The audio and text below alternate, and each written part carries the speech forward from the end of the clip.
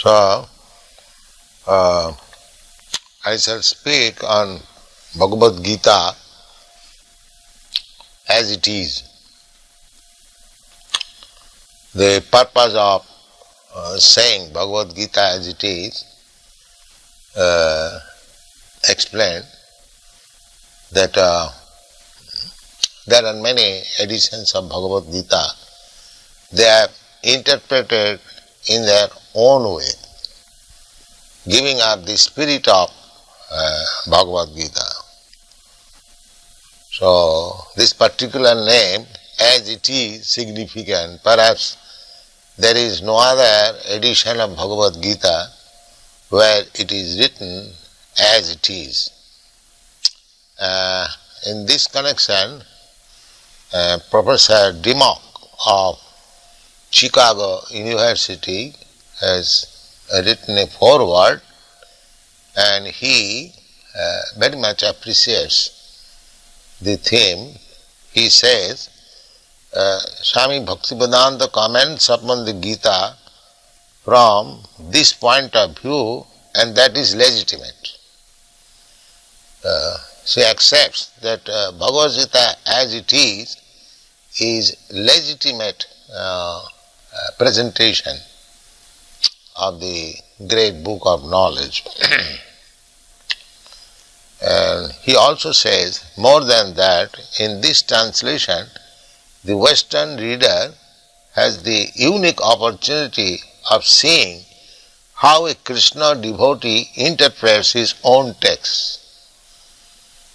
So, about Krishna, the devotees actually can interpret about Krishna book. Others, if they are not devotee, how they can interpret on Krishna?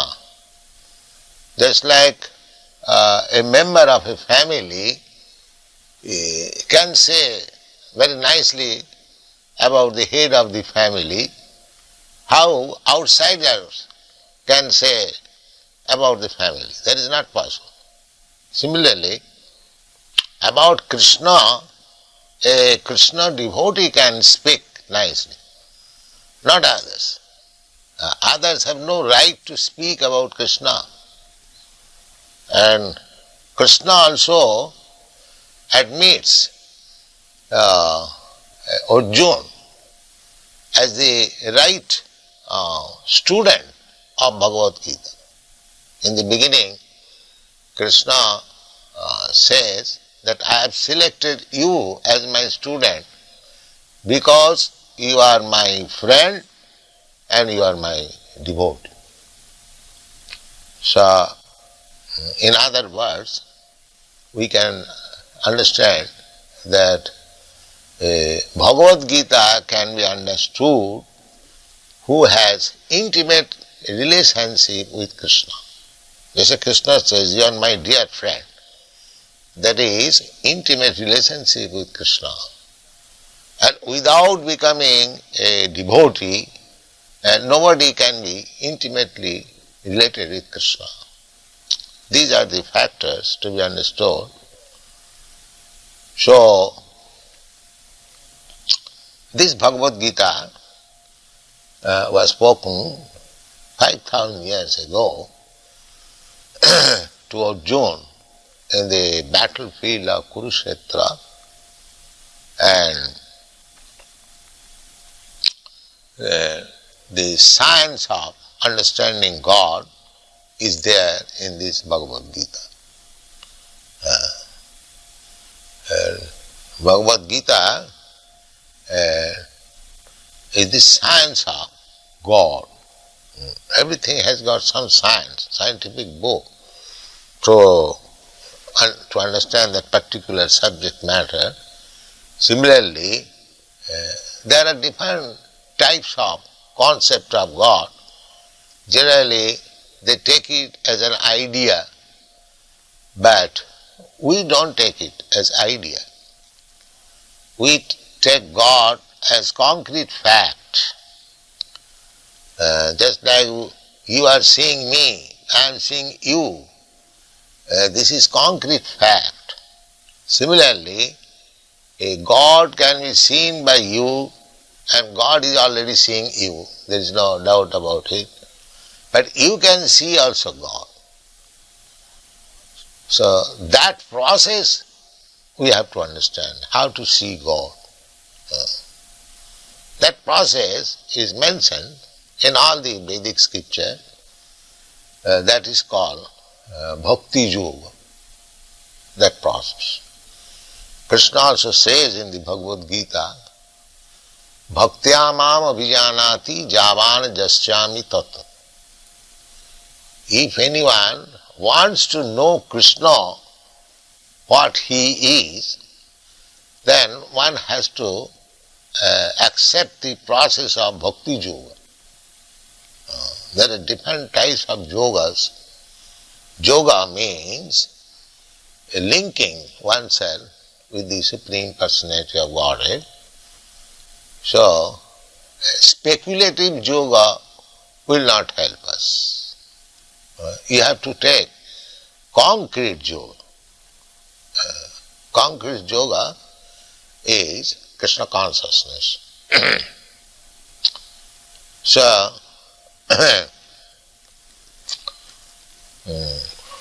we have given our introduction of the Bhagavad Gita that one has to understand Bhagavad Gita as it is directed in the Bhagavad Gita. There is direction. How to read Bhagavad Gita. People are reading Bhagavad Gita without taking the direction. This we have explained in the manner that if you take some medicine, there is some direction on the bottle, that this is the dose. You take so many drops, so many times, that is direction. Similarly, for understanding Bhagavad Gita actually, you have to accept the direction as given by the author himself, Krishna.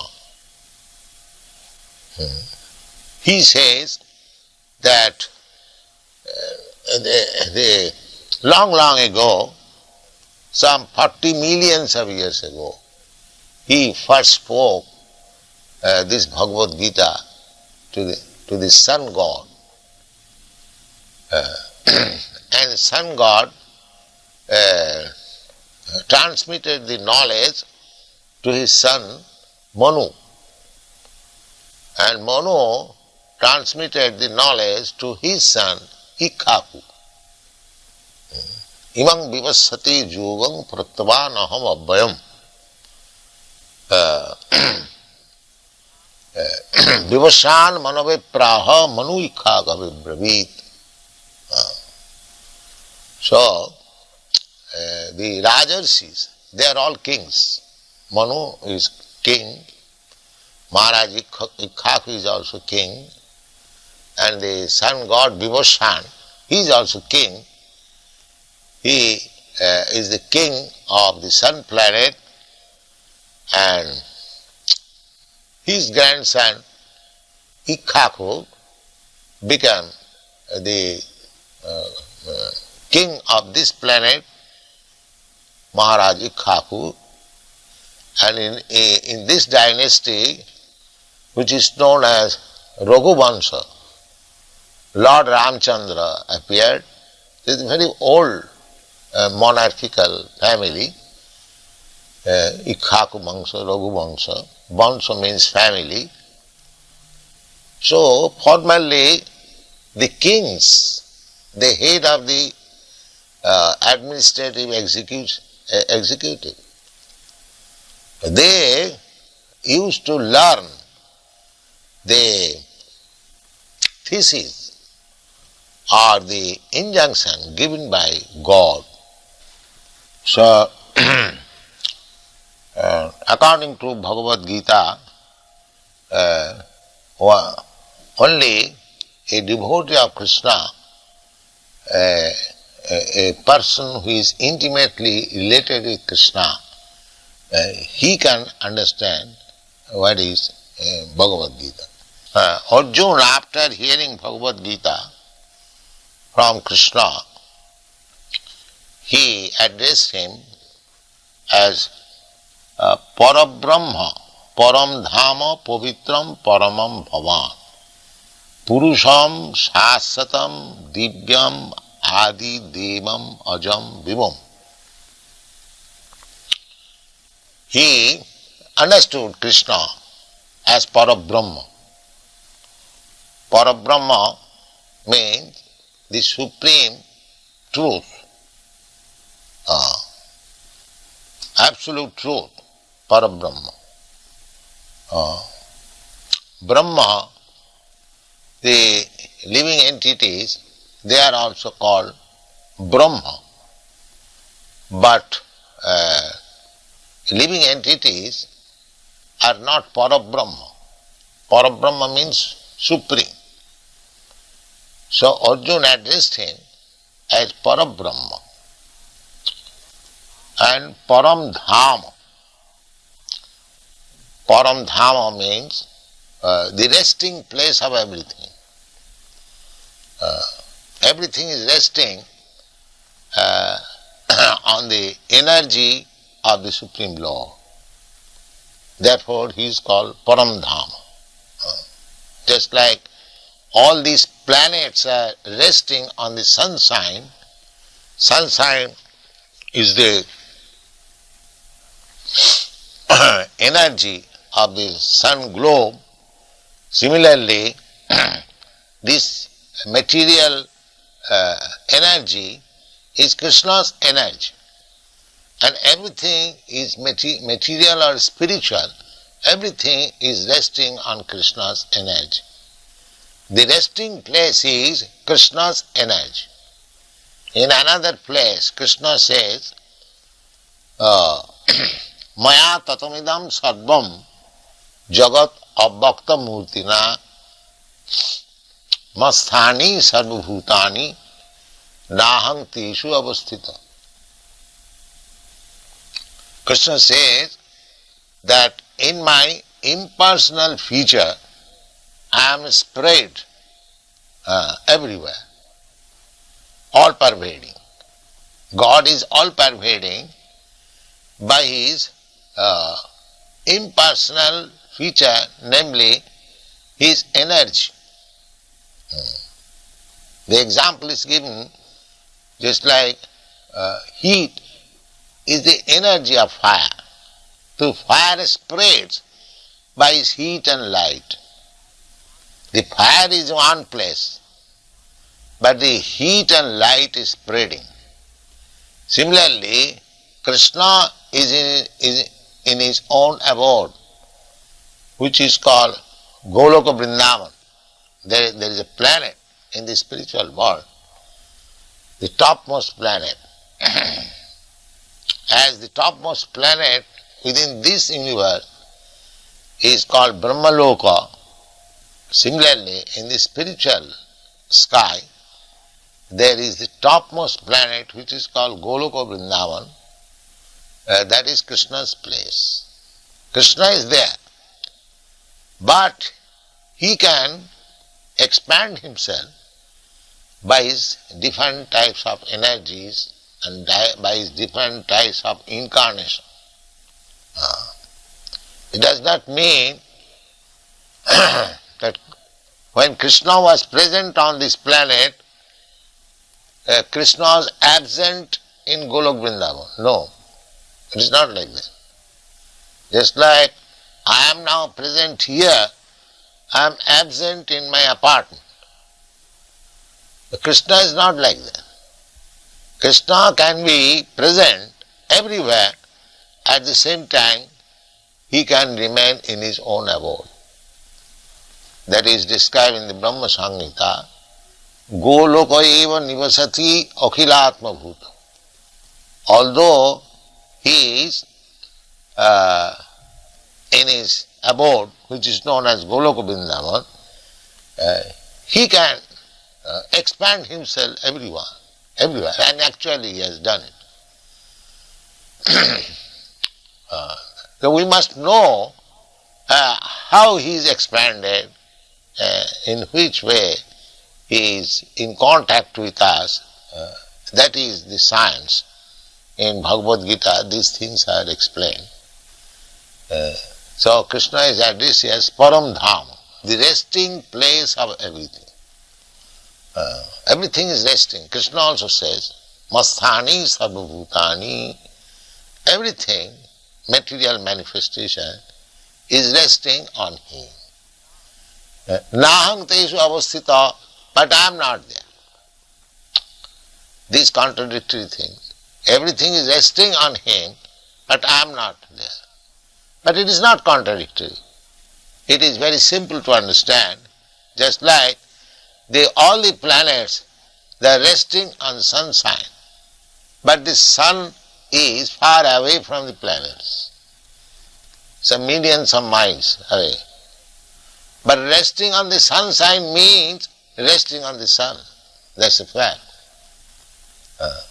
Therefore Krishna says, Masthani sarvabhutani nahang teshu avasthita parabrahma param dhama pavitram. Pavitra means uncontaminated.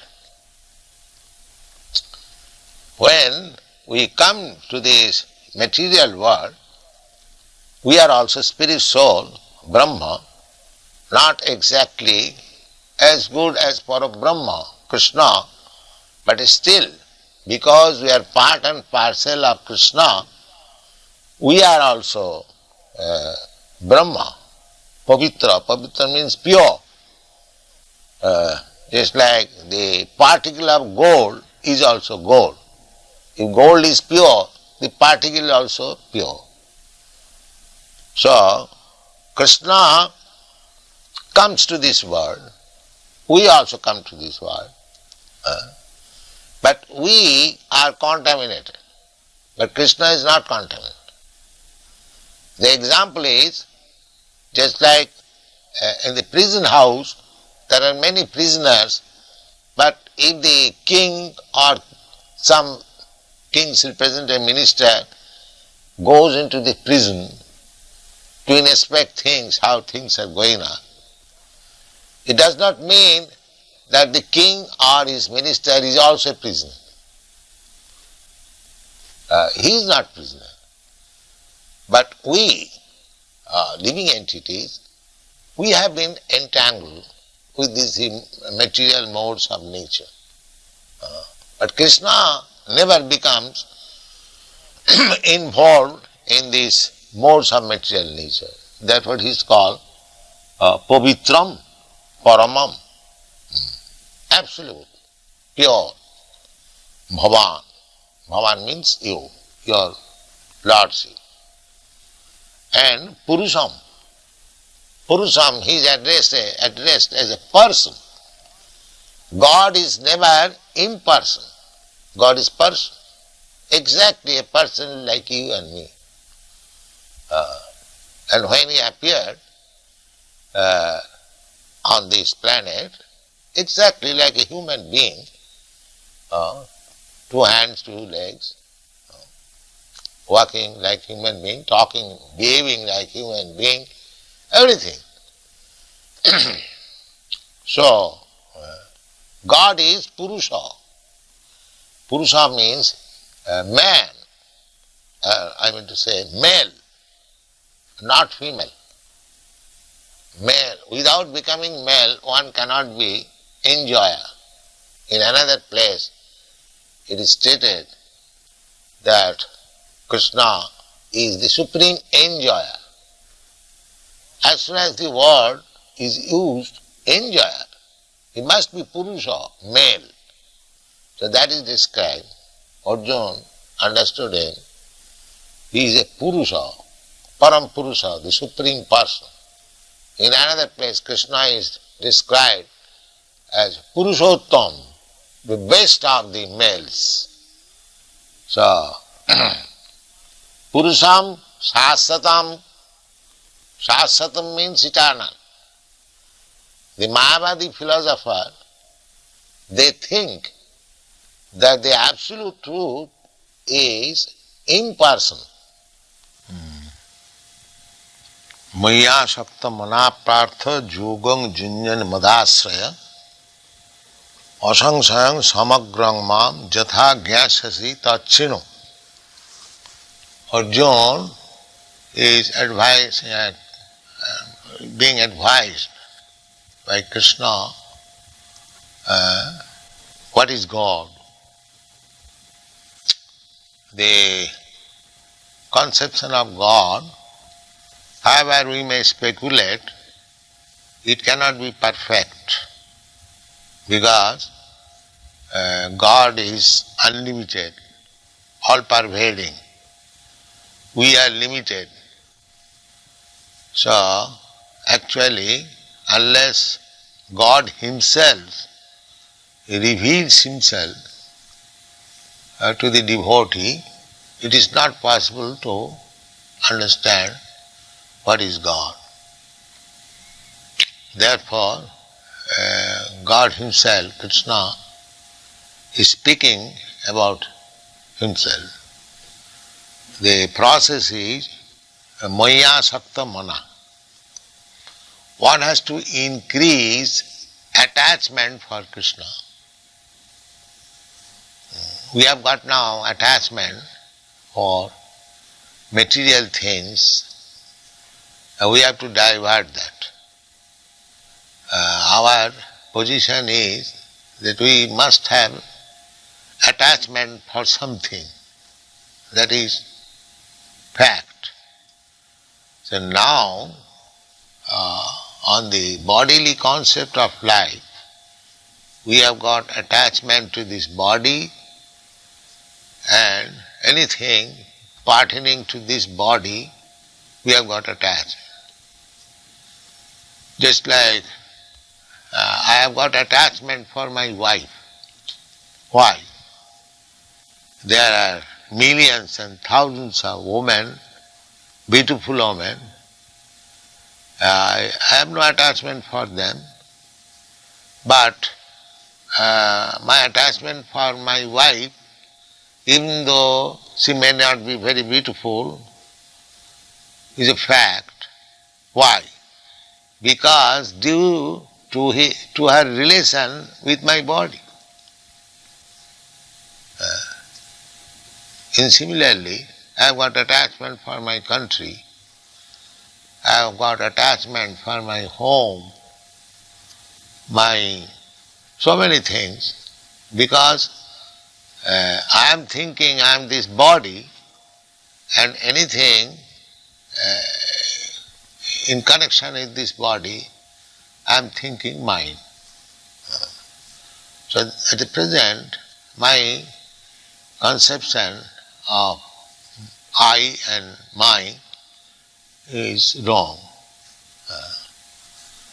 Therefore, if we divert that attachment to Krishna, then we can understand Krishna or God perfectly well.